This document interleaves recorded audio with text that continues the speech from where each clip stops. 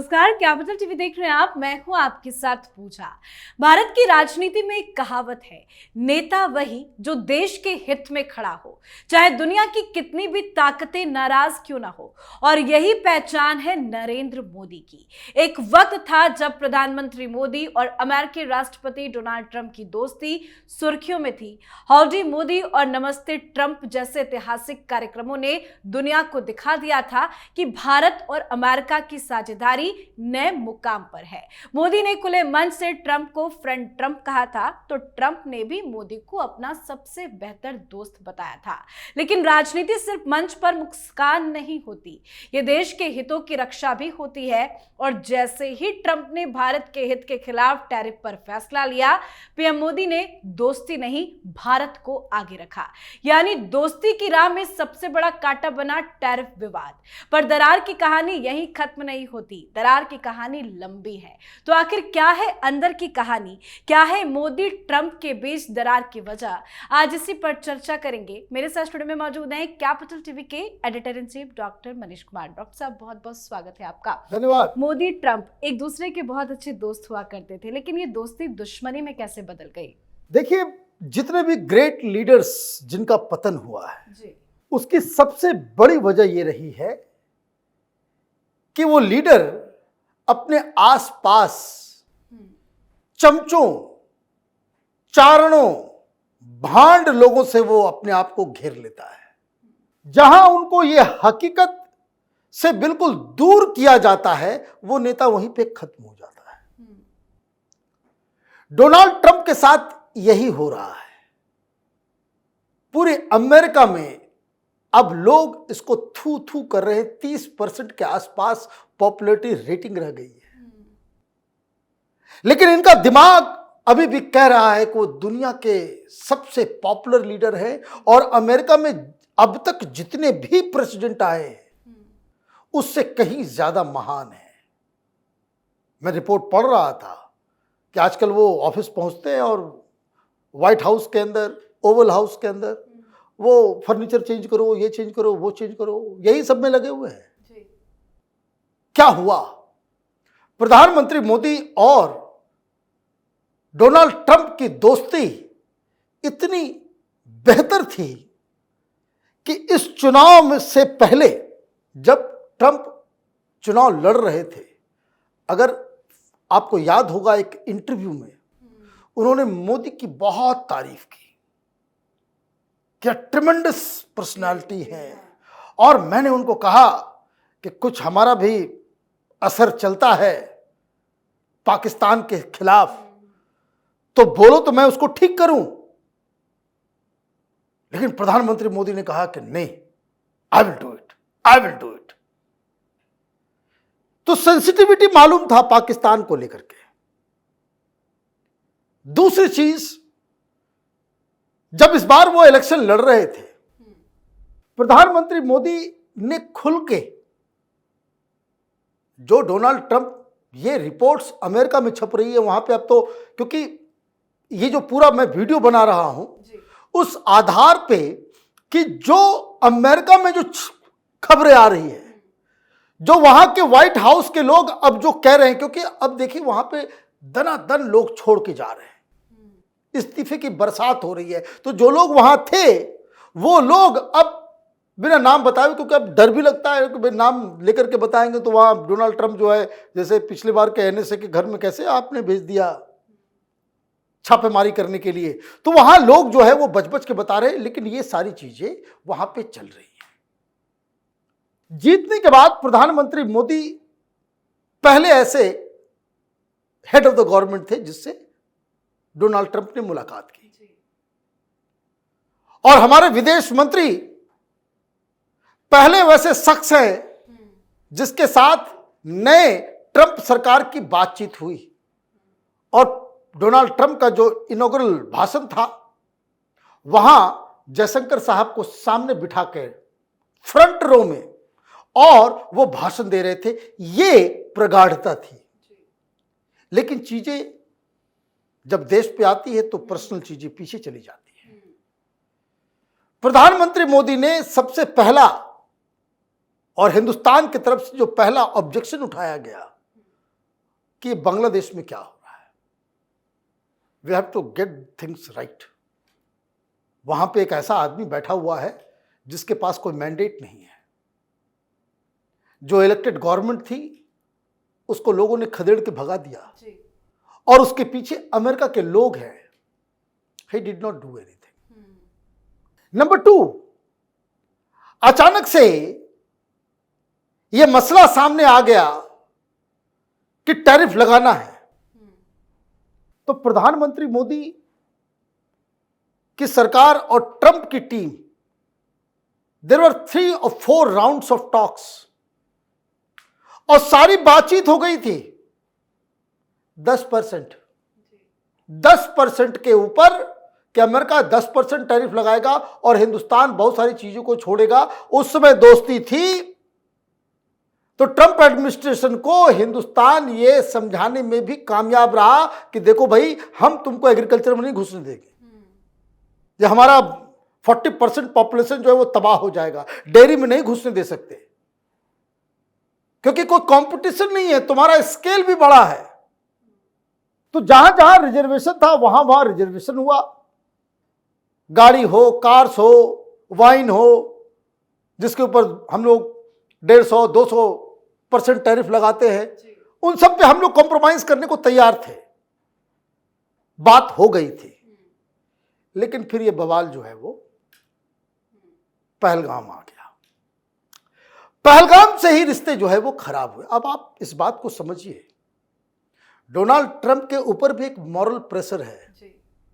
4 बार वो फोन कर रहे हैं, और ये तो व्हाइट हाउस के लोगों ने अब न्यूयॉर्क टाइम्स को बताया।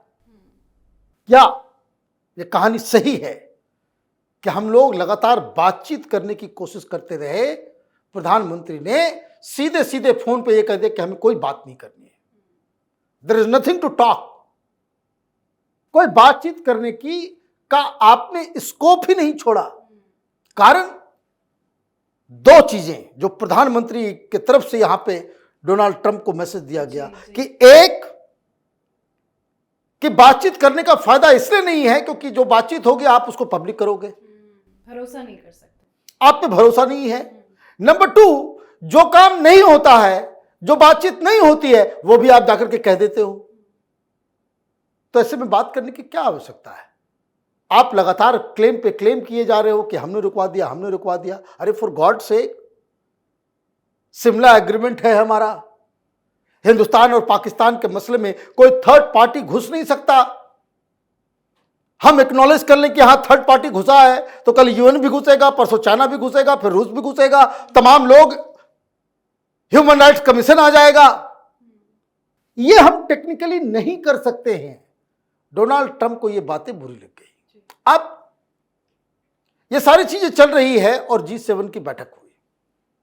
G7 की बैठक में अच्छे से मुलाकात हुई, सब कुछ अच्छा था। लेकिन G7 के दौरान मालूम चला ये मुल्ला मुनीर वहां अमेरिका पहुंचा हुआ है। अमेरिका क्यों पहुंचा हुआ है? क्योंकि डोनाल्ड ट्रंप का दोनों बेटा और डोनाल्ड ट्रंप का दामाद, ये जैकरी विस्कॉफ के जरिए ये क्रिप्टो करेंसी और पता नहीं और मिनरल्स का डील जो है पाकिस्तान में कर रहा है। और पाकिस्तान में ये फैसिलिटेट कौन कर रहा है? ये डोनाल्ड ट्रंप की अपने परिवार की कंपनी है, कोई अमेरिकन सरकार से लेना देना नहीं है। और यहां कौन है? यहां सरकार है। ये तमाम लॉबिस्ट पाकिस्तान ने हायर किए हैं, तो कोई डोनाल्ड ट्रंप का बॉडीगार्ड रहा है, तो कोई उसका रिश्तेदार रहा है, तो कोई कुछ रहा है। इन लोगों के जरिए पाकिस्तान ने वहां पे लॉबिंग की और वहां बातचीत करने के लिए वो वहां पे क्या डील हुआ है? डोनाल्ड ट्रंप ने 3 बातें कही कि हमको एक्सेस चाहिए होगा, ये अफगानिस्तान के अंदर उनको एयरबेस चाहिए, पाकिस्तान में 3 एयरबेस चाहिए, और बदले में तुम लोगों के साथ जो है बिजनेस डील, कमाओ खाओ और अमेरिका में आकर के बस जाओ। ये मुनीर का बहुत बड़ा कैलिफोर्निया के अंदर बंगला इसने खरीद रखा है। ये सारी चीजें ये पाकिस्तान में ही ये सारी जानकारियां आ रही है।